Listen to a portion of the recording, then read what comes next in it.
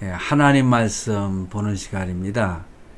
빌립보서 3장 17절로 19절 말씀입니다. 제가 봉독해 드리도록 하겠습니다. 형제들아, 너희는 함께 나를 본받으라. 그리고 너희가 우리를 본받은 것처럼 그와 같이 행하는 자들을 눈여겨보라. 내가 여러 번 너희에게 말하였거니와 이제도 눈물을 흘리며 말하노니 여러 사람들이 그리스도의 십자가의 원수로 행하느니라. 그들의 마침은 멸망이요 그들의 신은 배요 그 영광은 그들의 부끄러움에 있고 땅의 일을 생각하는 자라.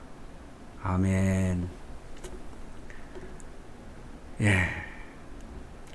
오늘은요, 제가 참으로 어려운 설교를 해야 될 것 같습니다.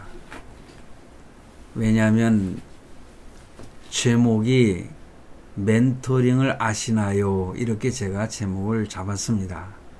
그러나 저는 깊이 묵상을 하다가 편안한 제목을 잡았어요.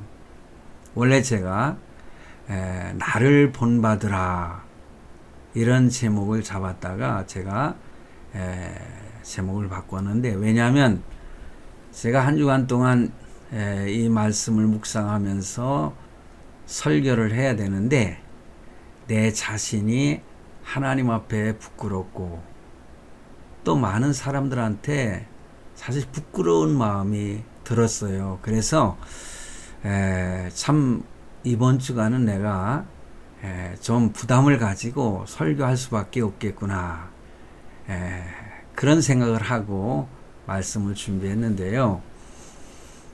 여러분들도 설교를 듣다 보면은 마음에 좀 부담이 될 겁니다. 사도 바울이 자기는 그리스도를 본받은 것처럼 너희는 나를 본받으라, 그런 말씀도 하지 않습니까? 오늘 본문의 말씀도 그 말씀과 이렇게 통하는 말씀이잖아요. 그래서 17절 말씀에 그랬습니다. 형제들아, 너희는 함께 나를 본받으라. 그리고 너희가 우리를 본받은 것처럼, 여기서 우리라고 하는 것은 바울과 함께 선교를 다녔던 실라라든가 디모데라든가 이런 주의 종들을 가리켜서 말하는 것이죠. 근데 그처럼 그와 같이 행하는 자들을 눈여겨보라. 성도들이 또 이렇게 다른 사람들을 보면서도요, 이렇게 사도 바울을 본받아서 믿음 생활을 하고 있는가, 이것을 지켜보라, 그런 말씀이에요. 그런데 개역 개정에 보면은 좀 비슷한 말씀이지만은 좀 어려운 표현을 했더라고요. 그래서 저는 원래 우리가 이 성경을 제가 참고를 하고 있습니다. 성도 여러분, 누가 이렇게 자신 있게 말할 수 있겠어요? 너희는 함께 나를 본받으라.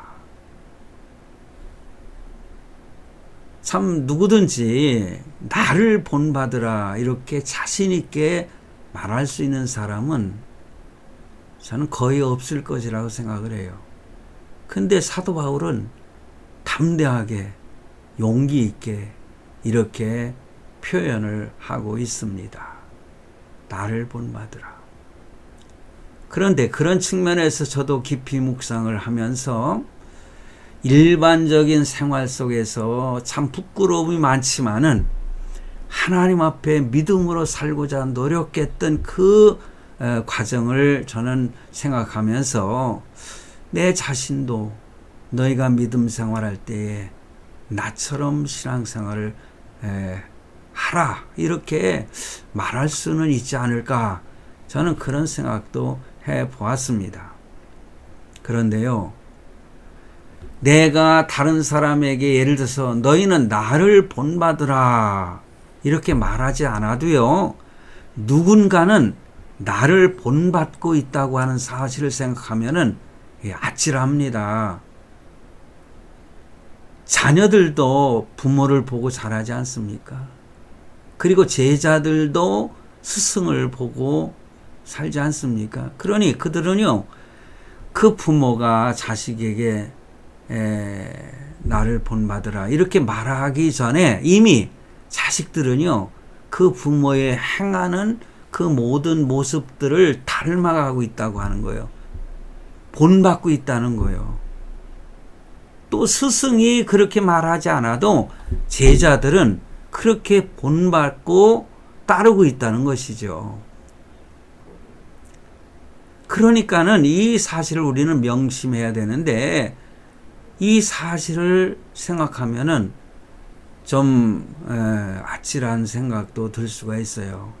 왜냐, 내가 늘 잘하는 것도 아닌데, 내가 아주 못하는 일도 많은데 이렇게 노출되어 있는 내 모습을 자연스럽게 나를 본받고 자라는 자식이나 제자들이나 또 성도들이 있다고 하는 것을 생각하면은 참 너무나 말하는 것이나 행동하는 것이나 조심하지 않을 수 없다. 저는 그렇게 생각을 합니다. 자, 그렇다면은 오늘 본문 말씀을 보면서 한 번 더 깊이 생각해 보는 시간을 갖겠습니다. 사람은 누구나 이렇게 어떤 대상을 본받는데요, 누구를 본받고 사느냐에 따라서 그 인생이 확연하게 달라지는 것을 봅니다. 정치 세계에서도 그렇잖아요. 어떤 줄을 서느냐, 어떤 사람의 뒤를 따라가느냐에 따라서 그 정치적인 운명도 달라지는 것을 보게 됩니다. 본문 17절 말씀을 보면은 이 사도 바울은 빌립보 성도들에게 형제들아, 너희는 함께 나를 본받으라 이렇게 말하고 있습니다. 여러분, 제가 제목을 미리 말씀을 드렸지만은 멘토링이라고 하는 거 여러분 아십니까? 요즘에는 멘토, 멘티 뭐 이런 말들이 자연스럽게 이렇게 방송에서도 말하는 것을 저는 보았습니다. 저는 우리나라에서 이 멘토링이라고 하는 이것도 하나의 그 삶의 방식인데요. 이거를 처음 도입했을 때에, 그러니까는 이 한국에서 멘토링이 소개됐을 때에 저는 그 제1호 박사인 예전교회인가요? 그 박근 목사님이라고 있습니다. 그분이 세미나를 개최할 때에 제가 일기생으로 공부를 했습니다. 그리고 부족해서 제2기도 신청을 해가지고 저는 훈련을 받았거든요. 그래서 멘토링에 대해서 저도 말을 많이 했고, 우리 교회를 멘토링 목회를 이렇게 조직화해가지고 훈련을 시키고 그렇게 했던 목회가 지금도 생각이 납니다. 그래서 멘토링 목회에 대해서 저도 글로다가 소개도 하고 그랬어요. 그런데 그런 것이 중요한 것이 아니라 이 멘토, 멘티, 여러분 멘토라고 하는 것은 어떤 면에서는 여러 가지 의미가 있는데요. 그게 이제 적절한 표현이 뭐 선생님이다, 아니면 후원자다, 이런 뜻이 있지만은 이 멘토라고 하는 것은 더 깊은 뜻을 가지고 있음을 우리는 알아야 됩니다. 멘티는 처음에는 프로테제라고 이렇게 불렀어요. 멘토에게 멘토링을 받는 사람, 뭐 제자가 될 수가 있고 그렇죠. 자녀도 될 수 있고, 이런 사람을 프로테제라고 했는데, 바로 이 박건 목사님, 제가 알기로는 그렇습니다. 이 박건 목사님이 한국 사회에 좀 더 편안하게 멘토하면은 프로테제 하면 좀 어려우니까 멘티 이렇게 해가지고 이름을 붙여서 강의를 했던 것으로 저는 기억을 하는데, 어찌됐든 멘토에게 그 어떤 훈련을 받고 후원을 받는 자들은 멘티다 이렇게 표현을 합니다. 그래서 이 멘토란 말에 유래가 있지요.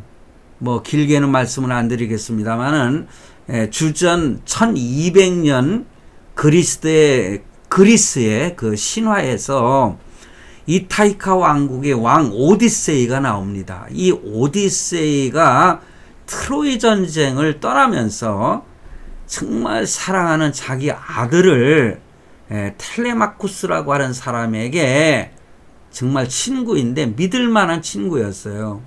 그 친구에게 그 아들을 맡기고 합니다. 왜냐하면은 잘 좀 지켜주고 보호해주고 가르쳐달라, 그런 의미로. 그 친구의 이름이 바로 멘토였습니다.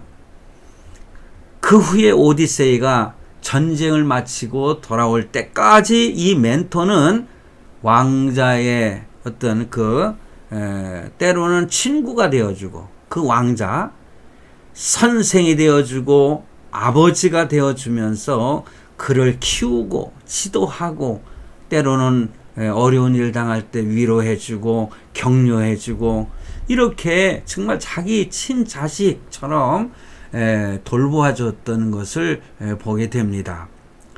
그 뒤에 오디세이가 트로이 전쟁을 마치고 10년 만에 돌아왔는데, 자기 아들을 보니까는요 정말 멋지게 성장한 거예요.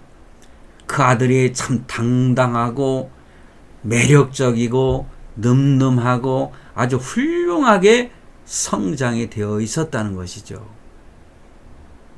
바로 그것은 아버지 역할을 하면서 그 오디세이 대신해서 그 오디세이의 아들의 그 아버지 역할을 하면서 자기 친아들처럼 키웠던 바로 멘토의 덕분이었다, 그렇게 고백을 합니다.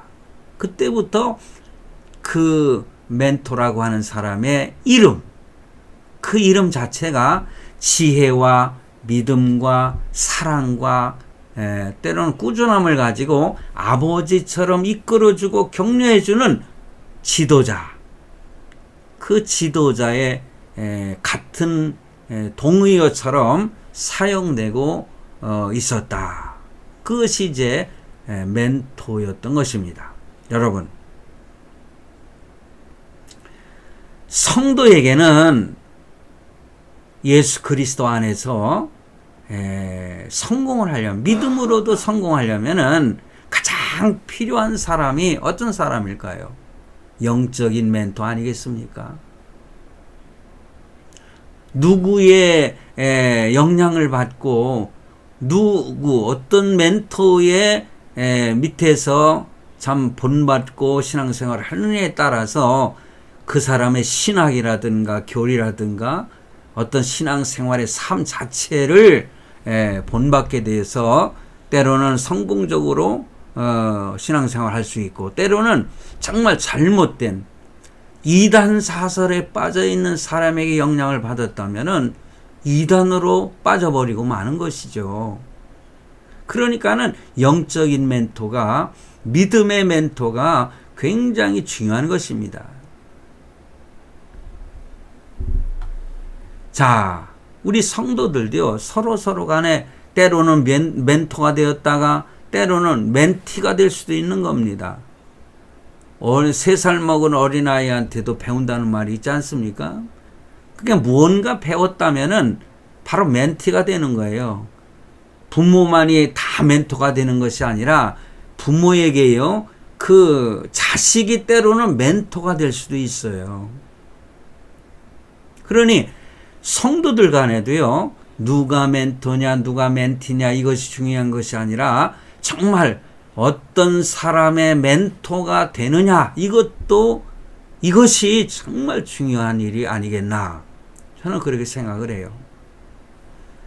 저도 이 멘토링 목회를 했는데, 그런데 아무리 참 그런 훈련을 시키고 교육을 하고 해도요, 진정한 멘토를 만들어낸다는 것이 그렇게 쉽지 않더라고요.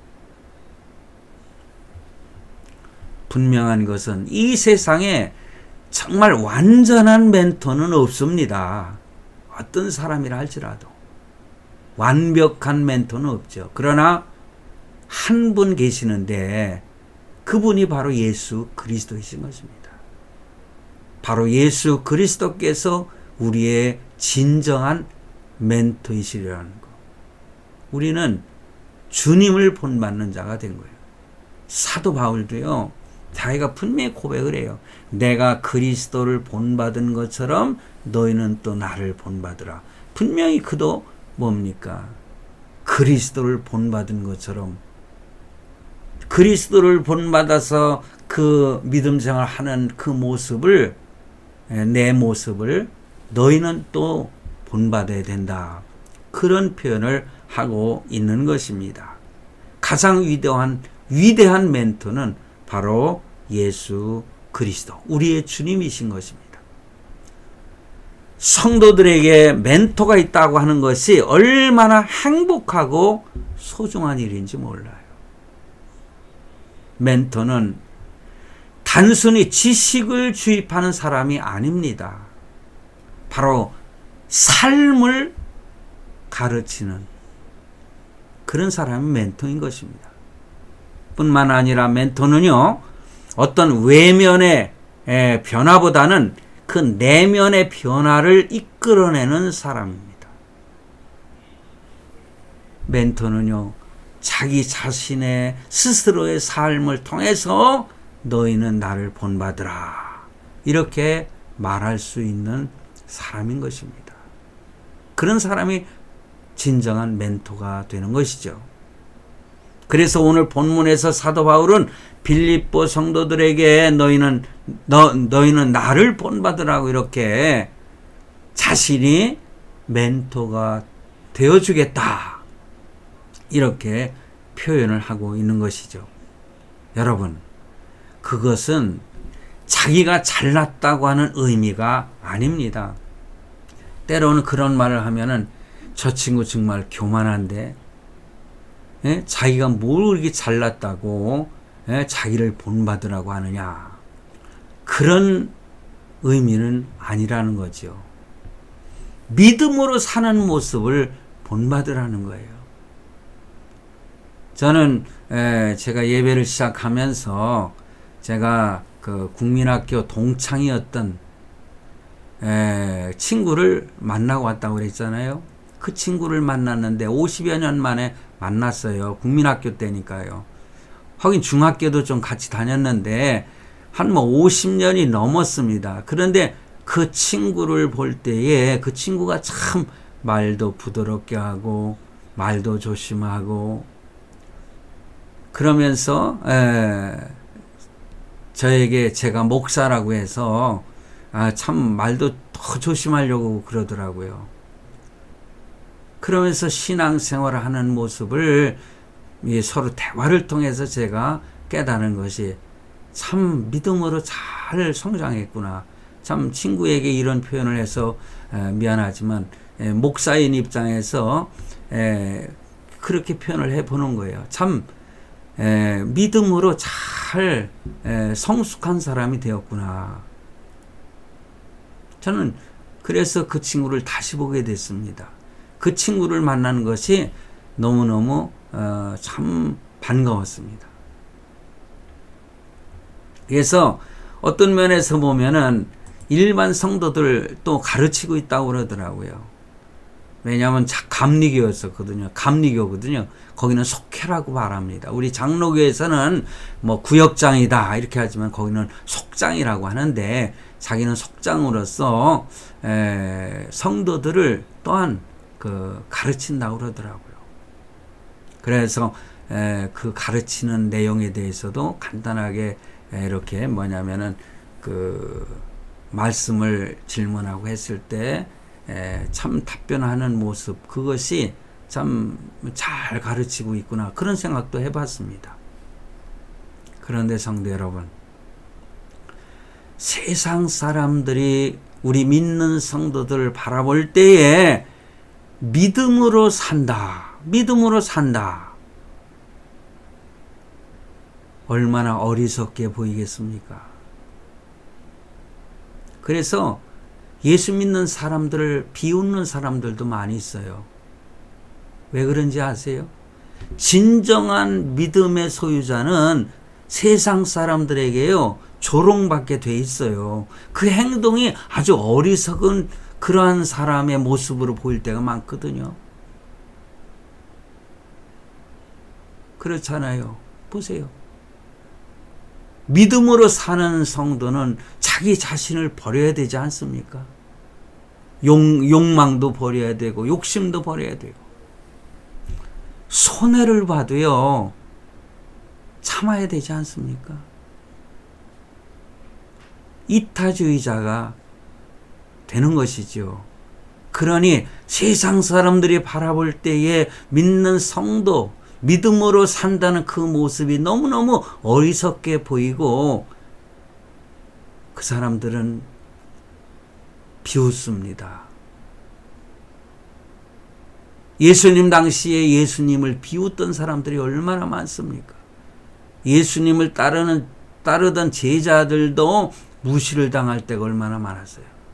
그런데 예수님도 그렇게 무시를 당하고 했지만 제자들에게 복음을 전할 때만큼은 당당하라고, 만약에 너희가 어느 고을에 들어가서 복음을 전할 때 그들이 받지 아니하면은 그것을 떠날 때에 먼지까지도 다 털어버리고 그것을 떠나라, 이렇게 제자들에게 말씀을 하셨잖아요. 믿음 안에서는 당당해야 되는 거지요. 그런데 산상수훈에서 예수님께서 말씀하신 것을 보면은 어떤 면에서는 막 이렇게 쪼드라드는 그런 마음이 들 때가 있어요. 그래서 제가 소개를 한번 해드릴까요? 마태복음 5장 38절 48절 10절이나 되지만 제가 소개합니다. 또 눈은 눈으로 이는 이로 갚으라 하였다는 것을 너희가 들었으나, 이거 함무라비 법전에서는 어떤 사람에게 자기가 당했으면 그대로 갚아주라는 거예요. 눈은 눈으로. 내가 한 눈을 뽑혔으면 그 사람의 눈을 하나를 뽑아버리라는 거지요. 이는 이로, 이가 하나 뽑혔으면 이를 갖다 뽑으라는 거예요. 이게 함무라비 법전의 그 법입니다. 그런데 이런 것을 너희가 들었지만은 나는 너희에게 이르노니 악한 자를 대적하지 말라. 악한 자를 대적하지 말라는 거예요. 이게 믿는 사람의 행위가 되어라는 거죠. 누구든지 내 오른편 뺨을 치거든 왼편도 돌려대며. 여러분, 내가 뺨을 한 대 맞으면 나도 뺨을 한 대 때려가지고 돌려주는 것이 인간들의 심성 아닙니까? 그런데 이렇게 오른편 뺨을 치거든 왼편도 돌려대며, 또 너를 고발하여, 이 나를 고발을 할 때에 그래서 속옷을 가지고자 하는 자에게 겉옷까지도 가지게 하며,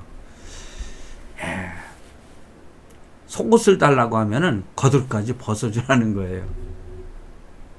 예수님의 말씀입니다.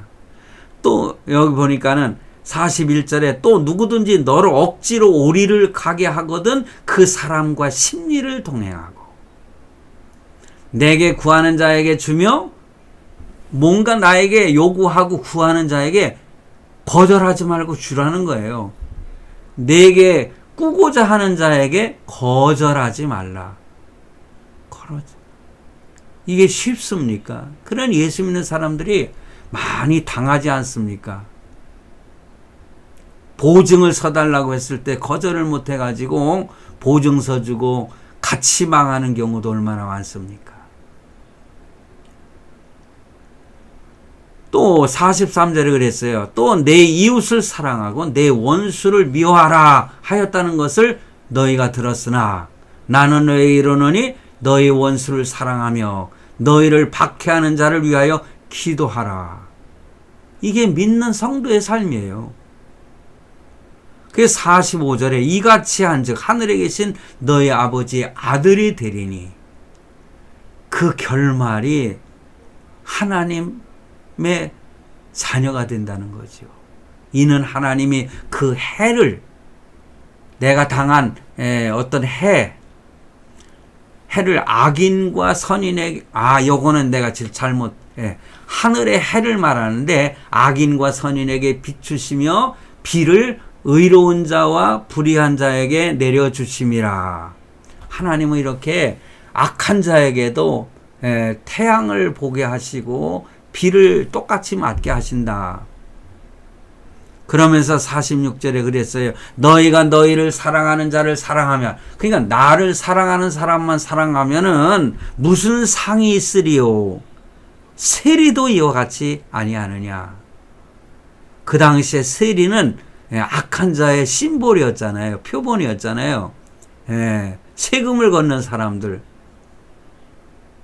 그런데 이 세리 같은 악한 사람도 나를 사랑하는 사람은 나도 사랑하게 된다는 거죠. 그런 사람, 나를 사랑하는 사람을 사랑하면 무슨 상이 있겠느냐. 또 너희가 너희 형제에게만 무난하면 남보다 더하는 것이 무엇이냐. 이방인들도 이같이 아니하느냐. 그러므로 하늘에 계신 너희 아버지의 온전하심과 같이 너희도 온전하라. 이렇게 예수님께서 산상보훈에서 말씀해 주고 있는 것입니다. 그러니 어떤 사람들은 이 산상보훈은 이것은 이 땅 위에서의 삶이 아니라 나중에 저 하늘나라에 가서 살 때에 할 수 있는 그 삶의 모습이라는 거예요. 생활 기준이라는 거예요. 그러나 천만의 말씀이에요. 이 땅 위에 살 때에, 믿음의 삶을 살 때에 이렇게 살라고 예수님께서 말씀하신 것입니다. 그럼 어떻게 이렇게 살 수가 있느냐? 살 수 있습니다.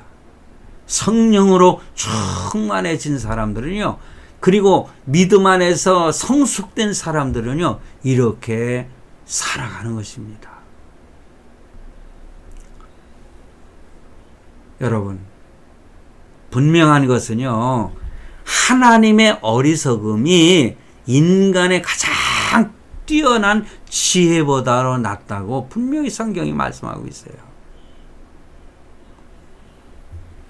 자세히 보면은 똑똑하다고 하는 사람보다는요, 조금 모자란 것 같으면서도 믿음으로 사는 사람이 행복하게 사는 모습을 보게 돼요.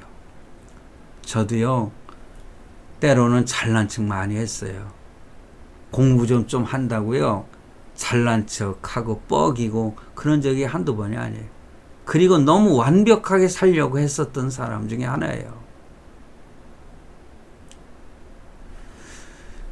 우리 자녀들이 이런 모습은 될 수 있으면 좀 완벽하게 살려고 노력하는 것은 너무너무 좋지만은 자기중심적인 삶을 살지 않았으면 좋겠다. 그런 바람으로 자녀들을 바라보고 있는데,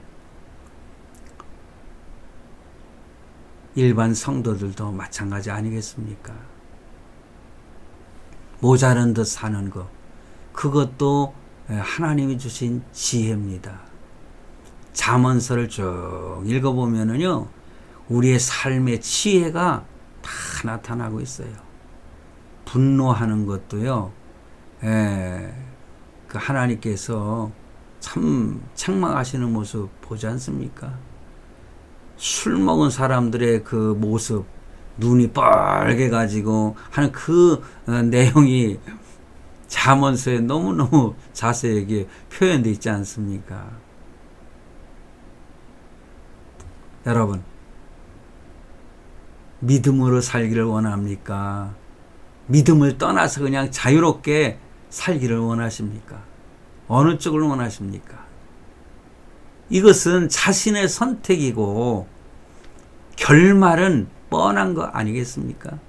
어떤 것을 선택하시든지 여러분 스스로 선택하실 때에 그 결과는 엄청난 차이가 있음을 분명히 아시고 우리는 믿음 안에서 승리하는 성도가 되시길 바랍니다. 본문 18절 말씀에 내가 여러 번 너에게 말하였거니와 이제도 눈물을 흘리며 말하노니. 눈물을 흘리며 말합니다. 이게 진정한 멘토의 모습입니다. 자기 자녀가 잘못된 곳으로 갈 때에 눈물을 흘리면서 얘야 그러면 안 된다. 이렇게 눈물을 흘리면서 자녀들을 교육하는 참 부모의 모습이 참 멘토 아니겠습니까? 그런 목회자도 참 멘토가 되는 것이죠. 사도 바울이 이렇게 눈물을 흘리면서 말을 한다고 스스로 표현하지 않습니까? 왜 그러냐면 믿음으로 산다고 하는 사람들이 엉뚱이 십자가의 원수를 행하는 자들이 있다는 거예요. 그러니 그들을 향하여서 눈물을 흘리면서 권면하고 또 권면하고요. 어떻게 보면 잔소리 같이 들릴 수도 있지 않겠어요? 한 말 또 하고 한 말 또 하고. 제가 이제 그런 어떤 말 하면은 우리 아들이 아빠 예전에 그 몇 번 하셨는지 아세요? 좋은 말은 100번이든 1000번이든 들어야 마땅하지 않겠습니까? 왜냐하면 그것을 명심하게 하기 위해서 자꾸만 잔소리 같은 얘기를 할 수도 있는 거라 저는 그렇게 생각을 해요. 그래서 복음에 관한 말씀, 믿음에 관한 말씀을 계속해서 반복해서 얘기를 하지 않습니까? 이렇게 심지어는 눈물을 흘리며 간절한 마음으로 말을 하고 있습니다. 그래서 믿음으로 말씀에 순종하며 살라고 자꾸 강조를 하는 거예요. 물론 율법주의자들, 믿음이 있다면서 율법을 행하여야 구원을 받는다는 가짜 복음을 전하면서 그거를 따르라고 하고, 그걸 따르는 사람이 또 다른 사람에게 또 그렇게 말을 하고, 이런 사람들에게 속지 말라고 눈물을 흘리면서 권면을 하고 있는 거예요. 그래서 18절 하반부에 십자가의 원수처럼 행하는 사람들이 있었다. 분명히 말씀하고 있잖아요. 그런데 빌립보 성도들에게만 해당되는 말씀일까요? 아니죠. 오늘 우리들 가운데에도 이렇게 십자가의 원수처럼 사는 사람이 있어요. 자, 그렇다면요, 십자가의 원수처럼 행한다는 이 말의 뜻이 무엇일까요? 본문 19절 말씀에 보니까는 이 십자가의 원수를 행하는 사람의 모습과 그 결말에 대해서 너무나 잘 나와 있어요. 저희의 마침은 멸망한다는 거예요, 결국에 가서는. 그런데 그들은 어떻게 생활하느냐? 저희의 신은 배요, 그 영광은 저희의 부끄러움에 있고 땅의 일을 생각하는 자라. 이렇게 말씀하고 있습니다. 그렇다면 이 내용의 말씀이 뭡니까?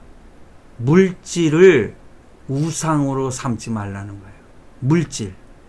물질은요 꼭 필요한 겁니다. 사실상 먹지 못하면 죽어요. 뭐 금식하며 기도한다 할지라도요, 물은 마시지 않습니까? 그런데 사실 뭐 일주일 내지 보름만 먹지 못하면은 사람 이 신체는요 죽게 돼 있는 거예요. 그러니 이 물질을 섭취해야 됩니다. 그러므로 저는 늘 강조를 합니다. 그러므로 물질이라고 하는 거, 오늘날 우리에게 재물이라고 하는 거, 돈이라고 하는 거, 이것이 얼마나 중요한지 몰라요. 그 돈에 따라서, 물질에 따라서 얼마나 또 윤택하게 사느냐, 참 어렵게 사느냐, 이것이 달라지지 않습니까? 그렇지만은 성경에서 말씀하고 있는 게 뭡니까? 일하지 않는 자는 먹지도 말라고 그랬잖아요. 그건 뭐냐? 돈을 벌어서, 스스로 벌어서 물질로 섭취를 하고 윤택하게 살라는 말씀이죠. 게으르지 말고 나태하지 말라는 거죠. 자, 그런데 주님은 우리에게 말씀하시기를, 여기 보니까 저희의 신, 그건 배라는 거예요. 먹는 거라는 거예요. 배. 신이, 그네들이 섬기는 신이 배라는 거예요. 배. 바로 이것이 십자가의 원수로 행하는 사람의 모습이라는 거죠. 저희의 신은 배요. 그러니 저희들은, 율법주의자들은 배부른 삶을 우상처럼 섬긴다, 그런 뜻입니다. 돈이면은 무슨 일이든 할 수 있다고 생각해요. 요즘에 드라마 보세요. 그 부자로 잘 사는 사람들이 돈 가지고 사람들을 죽이고 살리지 않습니까?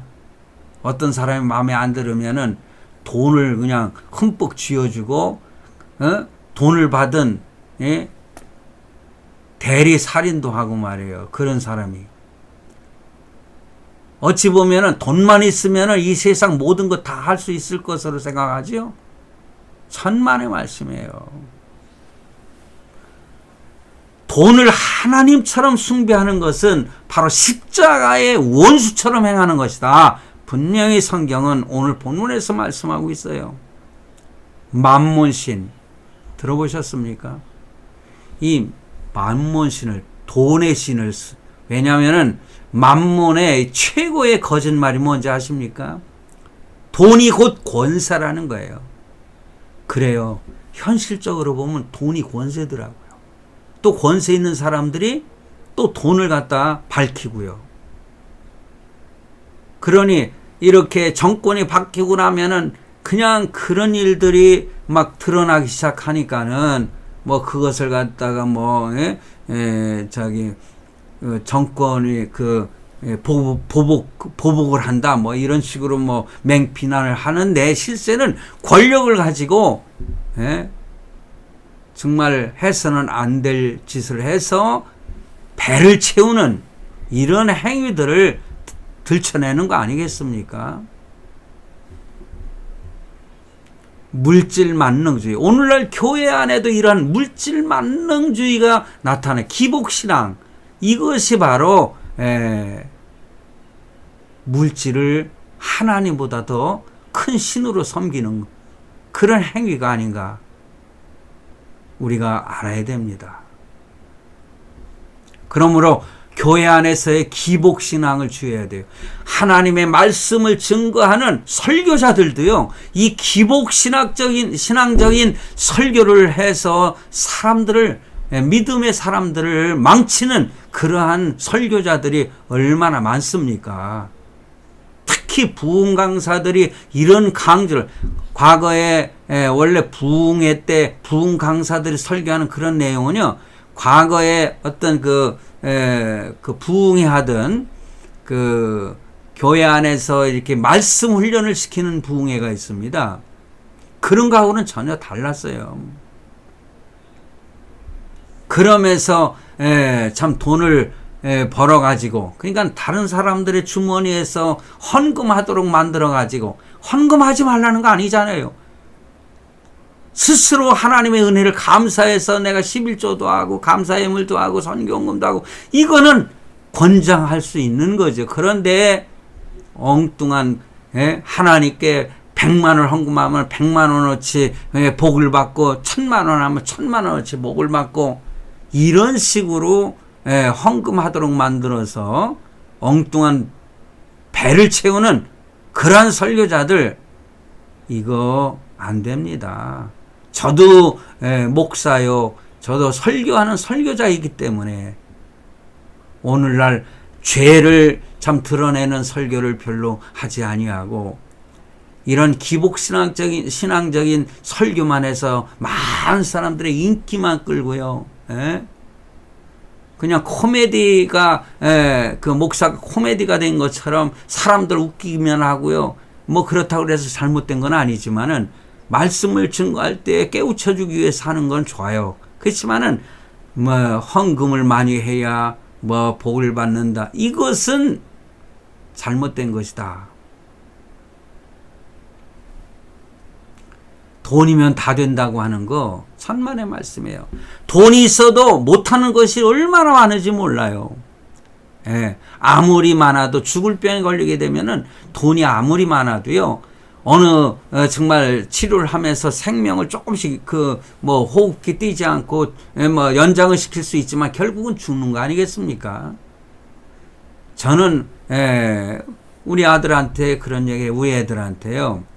내가 호흡기를 끼고만이 연명할 수 있는 그런 상태가 된다면은 끼지 마라.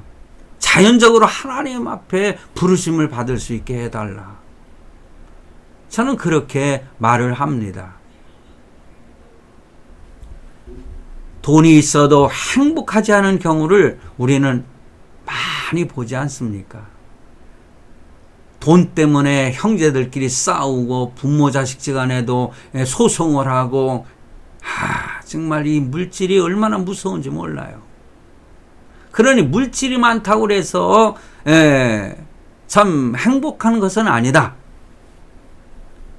그러므로 온 천하보다도 귀한 사람은요. 그것보다 더 귀한 하나님을 추구하게 되면은 행복할 수가 있는 것입니다. 그러니 덜 귀한 물질을 추구하게 되면은 오히려 행복을 빼앗기게 되는 것이죠. 자, 그리고 십자가의 원수로 행하는 사람의 모습에 또 하나는 뭡니까? 부끄러운 영광을 취하는 것이죠. 오늘 본문에 그랬잖아요. 그 영광은 저희의 부끄러움에 있고, 부끄러운 일을 영광으로 한다는 거죠. 그 친구가 그러더라고요. 자기가 아는 목사님이 감리사가 되기 위해서 감리교니까요. 그 교회에서 없는 돈을 쥐어짜가지고 2억을 갖다가 풀었는데도 감리사가 되지 못했다는 거예요. 근데 그 다음 해에 또 그만한 돈을 풀어가지고 감리사가 됐다는 거예요. 그건 제 친구의 말이니까 저는. 근데 그 친구는 그거를 갖다가 그 목사님을 아니까 봤다는 거지. 여러분, 우리 장로교에서도요, 총회장이 되려면은 돈이 얼마나 필요한지 아십니까? 돈 주고 사는 겁니다. 그 총회장을 돈 주고 사가지고 뭐가 그렇게 영광이 되겠어요?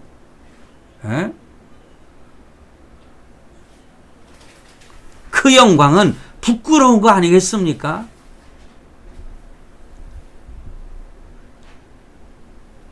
그렇게 부끄럽게 영광을 취하니까 그 영광의 자리에 올라가서도 뭡니까? 수치스러워서 나 같으면 그 자리에 못 있을 거예요. 요즘에 뭐 어느 당의 젊은 당 대표가 뭐 성 대접을 받았다는 등 뭐 이런 수치스러운 얘기가 드러나고 있는데 그걸 감추기 위해서 엄청난 돈을 갖다가 각서를 써주고 뭐 투자하겠다고 하고, 아니 그렇게 해가지고 그 자리 지키면은, 근데 지금 결국은 지키지 못하고 어떻게 됐습니까? 결국은 당원 정지 받았잖아요. 6개월이나. 저는 그 사람 개인적으로 제가 뭐 지적하면서 그 사람을 갖다가 까는 건 압니다. 세상 말로 다. 그렇게 영광스러운 자리에 앉는다 할지라도요, 얼마나 수치스러운 영광이냐 이거예요. 이런 사람들이 바로 십자가의 원수처럼 행하는 자의 모습이다. 분명히 말씀하고 있습니다.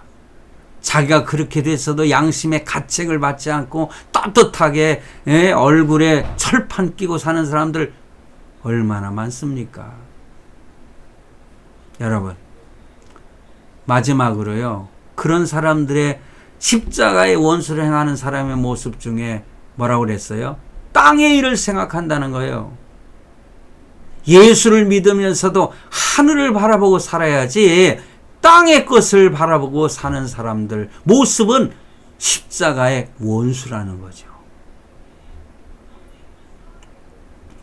그러니까는 여러분, 우리가 하나님의 관점으로 생각하고 하나님의 일을 생각하는 그런 것이 아니라 세상적인 관점으로 생각하고 바라본다는 거죠. 결국은 어떻게 됩니까? 이들의 결말은 멸망이라고 했지 않습니까? 십자가를 부끄럽게 생각하는 사람들도 있어요. 십자가를 영광스럽게 여러분 생각해야 되지 않겠어요? 사도 바울은 사실 주님을 만나기 전에 그의 모습이 어땠어요? 정말 철저한 율법주의자였어요. 주님을 만나기 전에 바리새인의 종교의식을 철저하게 지켰고 하루에 3번씩 기도하고 일주일에 3번 금식도 하고 11조도 철저하게 드리는, 여러분,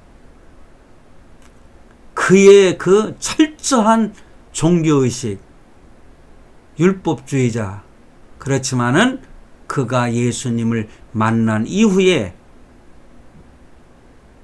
그는 달라졌습니다.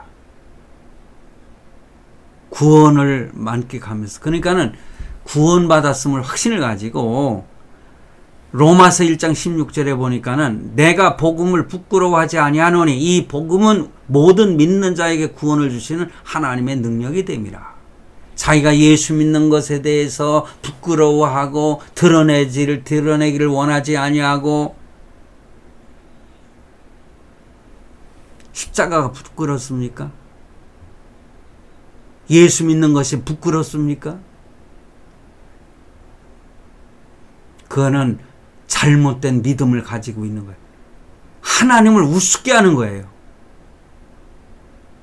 하나님 믿는 것이 창피합니까? 꼭 식기도를 꼭 해야 되는 건 아니지만은 저는 그렇게 말을 해요. 그렇지만 식당에서 남들이 다 보고 있다고 그래서 잠시 눈 감고 기도하는 거, 그거 부끄러워서 하지 못하는 사람들도 있다고 하지 않습니까? 그건 예수님을 팔아버리는 거예요.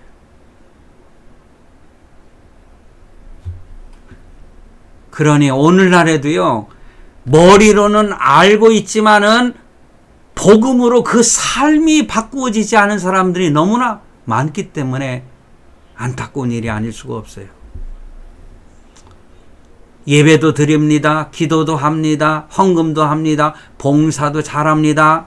그러나 복음을 잘 모르기 때문에 그 삶의 어떤 영향력이라고 할까요? 그러니 세상 사람들이 예수 믿는 사람들 더 비난하고요. 그렇습니다. 우리는 착한 일로 세상 사람들을 잠깐은 감동시킬 수 있어요.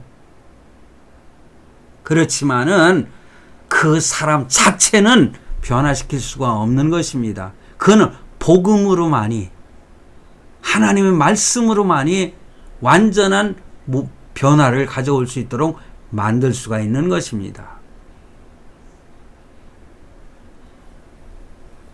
그러므로 성도 여러분, 우리가 믿는 성도들이 세상 사람들을 위해서 해야 할 가장 중요한 일은 뭐냐? 그들에게 복음이 필요하다는 것을 알려주는 일입니다. 복음을 전하는 것입니다. 복음을 전하는 일에 부끄러워하지 말아야 됩니다. 용기를 가지십시오. 그 복음의 핵심적인 것이 뭡니까? 그거는 십자가잖아요. 십자가.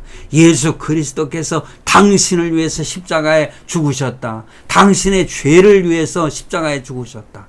당신은 그 죄 때문에 지옥에 갈 수밖에 없는 신세지만은 당신의 죄를 짊어지고 십자가에 죽으셨기 때문에, 고난을 당하셨기 때문에 그 예수 그리스도를 믿으라. 그러면 구원받고 하나님의 자녀가 되고 천국에 갈 수 있는 것이다.